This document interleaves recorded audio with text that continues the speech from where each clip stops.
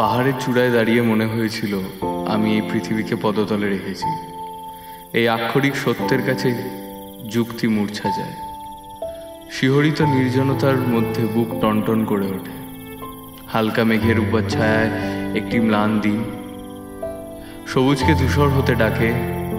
আদিগন্ত প্রান্তরে ও টুকরো ছড়ানো টিলার উপর দিয়ে ভেসে যায় অনৈতিহাসিক হাওয়া। অরণ্য আনে না কোনো কস্তুরীর ঘ্রাণ। কিছু নিচে ছুটন্ত মহিলা গোলাপি রুমাল উড়ে গিয়ে পড়ে ফণিমনসার চোখে। নিঃশব্দ পায়ে চলে যায় খরগোশ আর রোদ্দুর। আমি জয়ী নই, আমি পরাজিত নই, আমি এমনই একজন মানুষ।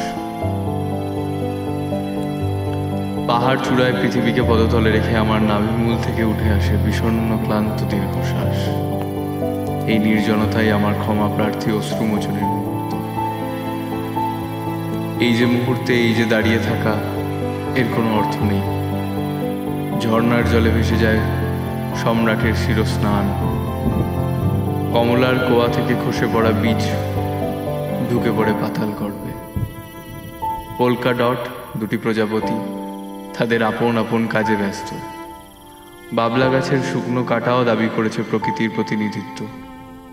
সব দৃশ্যই এমন নিরপেক্ষ যাতে আমি জয়ী নই, আমি পরাজিত নই, আমি এমনই একজন মানুষ। পাহাড় চূড়ায় পৃথিবীকে পদতলে রেখে আমার নাভিমূল থেকে উঠে আসে বিষণ্ণ ক্লান্ত দীর্ঘশ্বাস। এই নির্জনতাই আমার ক্ষমা প্রার্থী অশ্রুমোচনের